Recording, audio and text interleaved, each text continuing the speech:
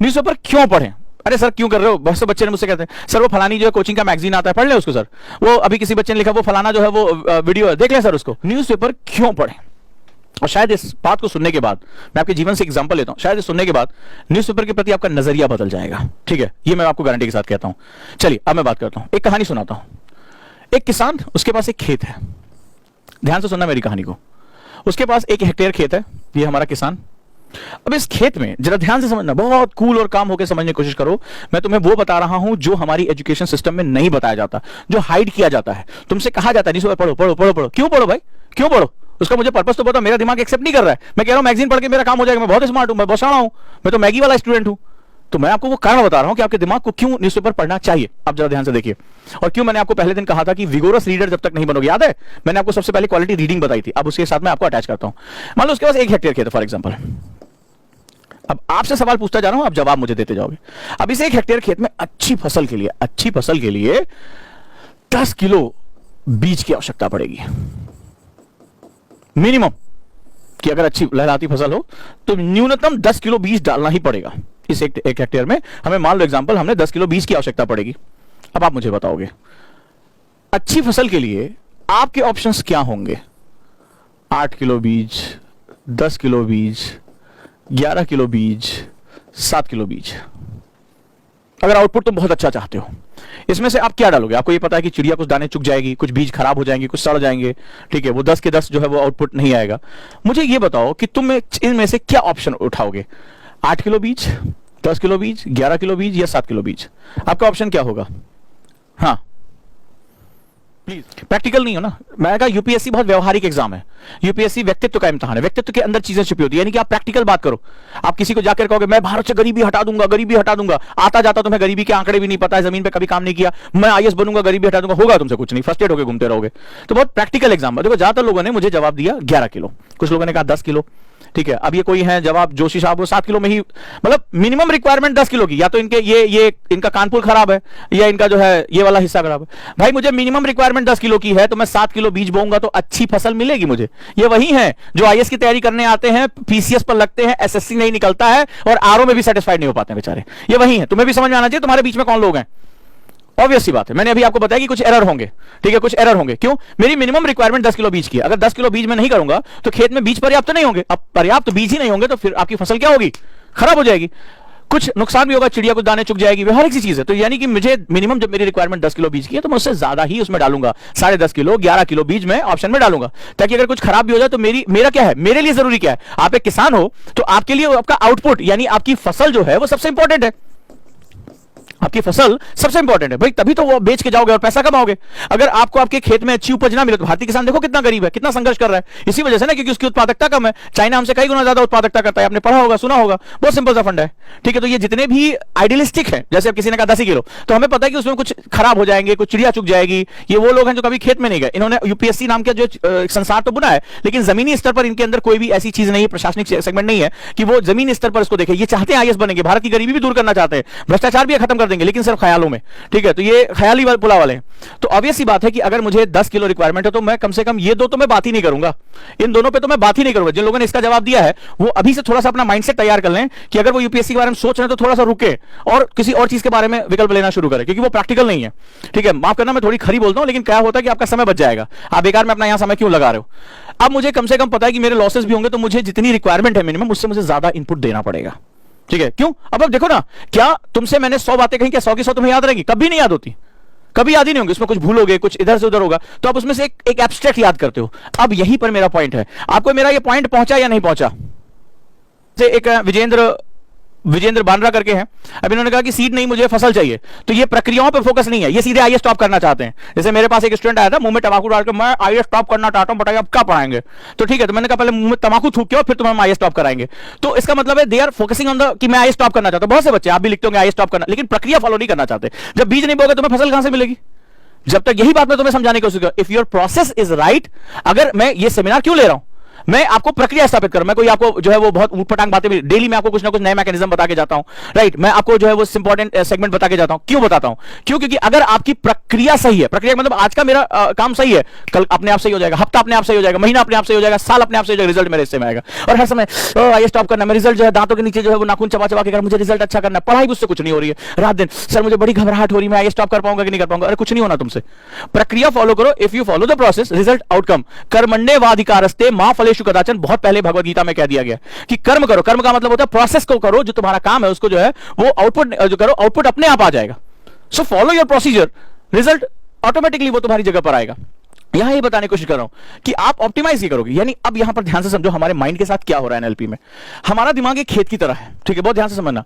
हमारा दिमाग एक खेत की तरह है, ठीक है। अवर माइंड ये एक फील्ड की तरह, जैसे इसमें है, तो बाकी फैक्टर्स को किनारे करें। तो हमारे माइंड को जब हम कोई सेंटेंस, आपने कहा कि अच्छी आंसर राइटिंग, मैंने बताया था एक पॉइंट आपको बताया था, गुड राइटिंग स्किल। अगर आपको याद होगा, जिन लोगों ने नहीं मेरा सेमिनार देखा है वो थोड़ा सा 3-4 दिन पहले के मेरे सेमिनार पे चले जाएं। गुड राइटिंग स्किल चाहिए। अब आप सभी चाहते हैं कि 1750 मार्क्स, ध्यान से सुनना मेरा, 1750 मार्क्स मेंस का, ये सब कुछ आपकी राइटिंग स्किल पर डिपेंड है। आपकी राइटिंग स्किल, और राइटिंग स्किल का मतलब होता है कि जो आपसे प्रश्न पूछा गया है हिंदुस्तान चीन के बारे में, पाकिस्तान के रिलेशनशिप के बारे में, अंतरराष्ट्रीय दबाव के बारे में, हर चीज के बारे में जो आपसे क्वेश्चन पूछे जा रहे हैं, एथिक्स के बारे में क्वेश्चन पूछ रहे हैं, आंतरिक सुरक्षा के बारे में, तो वो आपसे आपके विचारों का संप्रेषण चाहते हैं। लिखित परीक्षा, रिटन एग्जामिनेशन है, ध्यान से समझना। रिटन का मतलब होता है कि जो आपके इस 250 ग्राम के इस मगज में बैठा हुआ है उसको प्रोसेस करके बाहर निकाल दो। अच्छा, आप भी वही लिख रहे हो और 12,000 बच्चे भी सेम वही बात लिख रहे हैं, लेकिन दोनों के बीच में अंतर क्या होता है? 12,000 लोगों के लिए सेम पेपर है, ठीक है। बस होता क्या है कि एक होता है बात को कहना और एक होता है बात को अच्छे तरीके से कहना। मैंने क्या कहा? एक होता है बात को कहना और एक होता है बात को अच्छी तरह से कहना। यूपीएससी में जब मेंस का पेपर देने जाते हो तो आपसे उम्मीद करता है आप सार गर्भित और अंतर विषयक, यानी कि आप टू द पॉइंट, वो लिखता है टू द पॉइंट और इंटरडिसिप्लिनरी अप्रोच में आंसर लिखेंगे। ये तो आप लोगों ने सुना होगा, हाँ ना मुझे बताते रहना ताकि पता चले कि मैं जिंदा लोगों से बात कर रहा हूं। तो उसमें वो कहता है कि टू द पॉइंट, मतलब ये नहीं कि कहानी की वो वाला, वो पुराने जमाने में आता था जैसे यूनिवर्सिटी में एग्जाम लिखते हैं तो यूनिवर्सिटी में पास होने का सबसे अच्छा तरीका, बोले बी कॉपी भरते, सी कॉपी भरते, पास हो जाएगा। जो वहां तक पहुंचा पास हो जाएगा, कुछ भी लिख दे। तो वो पहले जैसे लिखा जाता था जो है वो आंसर कि वो झांसी की रानी की तलवारें हवा में लहराने लगी, खून से लथपथ था, अंग्रेजों के जो है रोंगटे खड़े हो गए, रोमांच से भर उठा, ये सब नहीं लिखना। वो कहता है talk to be to the point, philosophy मत बतियाओ, ठीक है, टू द पॉइंट बात करो। जिससे क्वेश्चन पूछा गया है वो सीधे एब्स्ट्रैक्ट पे आओ और इंटरडिसिप्लिनरी, यानी उसको डिफरेंट डायमेंशन के साथ अटैच करते हुए आंसर को एग्जीक्यूट करो। जो सबसे बेस्ट आंसर करेगा वो इंटरव्यू के लिए कॉल कर लिया जाएगा। बड़ा सीधा सा फंडा उनका, बहुत सीधा सा फंडा। कॉम्प्लेक्स हम कर लेते हैं। अब मुझे किसी भी बड़ी बात को टू द पॉइंट लिखना है, तो टू द पॉइंट लिखने के लिए यानी कि मेरे पास सार गर्भित का मतलब होता है गागर में सागर। क्या होता है? गागर में सागर, यानी ढेर सारी इंफॉर्मेशन को मुझे 150 शब्दों में, 200 शब्दों में एग्जीक्यूट करना है।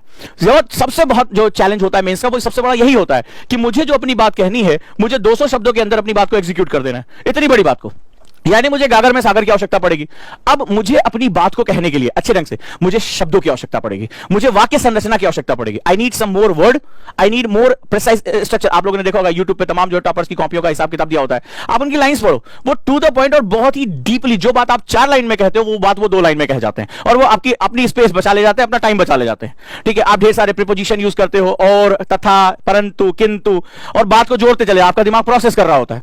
तो सवाल यह है कि अब जैसे आपने कहा कि साहब मुझे अच्छा आंसर लिखना है, लेकिन सबसे पहली चीज जो मैं आपको आंसर राइटिंग में लेकर जाऊंगा, सबसे पहली चीज है, अगर तुम्हारा दिमाग उर्वर नहीं होगा, फर्टाइल नहीं होगा। उर्वर का मतलब होता है तुम्हारे पास पहले से ही शब्दों का एक भंडार नहीं है, तुम्हारे पास वाक्य यानी सेंटेंस का भंडार नहीं है, तो तुम कभी भी प्रोसेसिंग उसकी नहीं कर पाओगे, उसकी प्रक्रिया जो है वो नहीं कर पाओगे, और आपका दिमाग जब उसको प्रॉपर प्रोसेसिंग नहीं करेगा तो आप एक अच्छा आंसर नहीं लिख पाओगे। याद रखना। यानी फिर से मैं पीछे जाऊं, फिर से बताता हूं आपको। यानी ये कहता है कि अगर खेत में तुम पर्याप्त मात्रा में बीज नहीं डालोगे तो फसल आपकी जो है वो अच्छी, आप चले चाहे इसमें आप फर्टिलाइजर ऑप्टिमम कर दो, लेकिन मिनिमम रिक्वायरमेंट्स अगर आप कम बीज डालोगे तो फसल आपकी प्रोडक्टिव नहीं होगी। आप चाहे उसमें पानी भर दो, चाहे उसमें फलाना चीज डाल दो, यानी कि जितनी उसकी रिक्वायरमेंट है एटलीस्ट उसको पूरा तो करो। यानी हमारे दिमाग में कहां से अच्छी बात निकलती है। आप जैसे कई बार मेरे से पेरेंट्स भी मेरे सेमिनार में आते हैं, कहते हैं साहब आप जो है वो लगातार 2 से 3 घंटे, मुझे एक पेरेंट्स मिले, मैं 3 घंटे सेमिनार लेता रहा, बीच में बिना ब्रेक दिए। उन्होंने कहा आपने हर चीज के बारे में बात की, आपने IR बात की, इकोनॉमिक्स बात की, हर सब्जेक्ट के बारे में आपने बात की, और मैं एक चीज नोटिस करा था, मैं भी अध्यापक हूं, आपने 3 घंटे में कभी पेपर नहीं उठाया, कोई भी आपने कोई भी रिटन मटेरियल नहीं लिया, आपको इतना सब याद कैसे रहा। जैसे मैं अभी लगातार सेमिनार 1 घंटे नॉन स्टॉप आपके सामने बोल रहा हूं और मेरे पास कोई भी डॉक्यूमेंट नहीं है आपसे पढ़ने के लिए, आपसे बात करने के लिए। उसका कारण यह है कि मैं लगातार पढ़ता रहता हूं। जब लगातार मैं कुछ भी जो मुझे मिले, मैं कहीं यात्रा भी कर रहा हूं, कहीं बैठा भी हूं, तो मैं लगातार एक ही पेज से मैं पढ़ूंगा। जब मैं पढ़ता हूं तो मेरा दिमाग ऑटोमेटिकली उन शब्दों को ग्रहण करना शुरू कर देता है। बहुत सिंपल सी प्रक्रिया है, उन शब्दों को ग्रहण करना शुरू कर देता है और वाक्य की संरचना बनाता है। मान लीजिए किसी बहुत अच्छे राइटर का मैंने पढ़ा, मैंने अभिजीत बनर्जी साहब को पढ़ा, अमृता सेन को पढ़ा, अब वो क्या होगा, वो वर्ड मेरे साथ जो है ऑटोमेटिकली वो मेरे दिमाग के अंदर आते जाएंगे, मुझे याद करने की जरूरत नहीं है, दिमाग उसको रिप्लिकेट करता है, उसको उठाता है। फिर जब मैं मैं उसको राइटिंग या बोलने की कोशिश करता हूं तो वो ऑटोमेटिकली शब्द संरचना के साथ इसके जुड़ जाएगा। ये मेरा प्रैक्टिकल अप्रोच है, ठीक है। मैं कभी बहुत इंट्रोवर्ट व्यक्ति हुआ करता था, मैं वो व्यक्ति था जिसने अपने पहले पेपर प्रेजेंटेशन में 2 लाइन नहीं बोल पाया और जिसकी इच्छा थी कि जमीन फट जाए और डूब के उसी में जो धंस के मर जाए। ये इच्छा करने वाला व्यक्ति आज अगर वो नॉन स्टॉप 3 घंटे 4 घंटे की, अगर मेरी नीति आयोग की क्लास 5 घंटे की हुई तो मैंने बिना ब्रेक के पढ़ाया है, तो उसका सबसे बड़ा कारण है कि इतने लगातार जो शब्द निकलते हैं बिना ब्रेक के। आपने देखा मैं पॉज भी नहीं लेता हूं, ठीक है, मैं पानी पीने के लिए भी अक्सर नहीं रुकता हूं। तो इसके पीछे जो इतने सेंटेंस जो स्ट्रक्चर बनते हैं उसके पीछे बहुत बड़ा कारण है और वो है लगातार पढ़ने की प्रवृत्ति। चाहे वो अखबार हो, चाहे वो आपकी अच्छी बुक्स हो, तो वो जब मैं पढ़ता हूं तो मेरे दिमाग में वो चीजें लगातार बनती रहती हैं। जब आप विगोरस रीडर बनोगे, जब आप एक अच्छे तरीके से पढ़ोगे तो आपके दिमाग के अंदर वो संरचनाएं आती रहेंगी। आपकी भी बड़ी मन करता हो कि इस तरह से मैं भी लगातार स्पीकिंग करूं, मैं भी अच्छी राइटिंग करूं, मैं भी धारा प्रवाह लिख सकूं, मैं कहानियां लिखता हूं, मैं स्टोरीज लिखता हूं, मैं अपने वीडियोस के जो है वो स्क्रिप्ट लिखता हूं। आखिर वो कहां से चीजें आती हैं? वो इसलिए आती हैं क्योंकि लगातार पढ़ते रहने से आपके दिमाग के अंदर वही काम होता है जैसे खेत के लिए बीज काम करता है। वो शब्द, वो वाक्य आपके दिमाग में बैठते रहते हैं। न्यूज़पेपर के इस गुण के बारे में आपसे पहले किसी ने बात नहीं किया होगा, यानी कि आप जितना ज्यादा न्यूज़पेपर जब पढ़ते हो, तो किसी विवेक देवराय का आपने आर्टिकल पढ़ा, तो विवेक देवराय एक विद्वान व्यक्ति हैं जिन्होंने आज वो प्रधानमंत्री को सीधे सलाह दे रहे हैं, तो उनकी जो विद्वता है, उनका जो लिखने का तरीका है, या लॉर्ड मेघनाथ देसाई हो गए या राजा मोहन हो गए, ये सभी लोग अपनी अपनी एक्सपर्टीज वहां पर जो है रखते हैं। और जब ये अपनी एक्सपर्टीज वहां रखते हैं तो आपको डायरेक्टली वो शब्द संरचना आपको ग्रहण होने लगती है, वो सेंटेंस स्ट्रक्चर आपको मिल जाता है। और जब ये सेंटेंस स्ट्रक्चर आपको मिल जाता है तो जब आप राइटिंग करने आते हैं तो आप अपने कॉम्पिटिटर से आगे होते हैं। आपको कुछ नए शब्दों के बारे में पता होता है, आपका दिमाग ऑटोमेटिकली आउटपुट निकालना शुरू कर देता है। इसीलिए मैंने आपसे कहा कि जब तक आप अच्छा पढ़ोगे नहीं तब तक अच्छा सोचोगे नहीं, जब तक अच्छा सोचोगे नहीं तब तक अच्छा लिखोगे नहीं, और जब तक अच्छा लिखोगे नहीं तब तक सिलेक्शन नहीं होगा। ये बात आप मान के चलिए। तो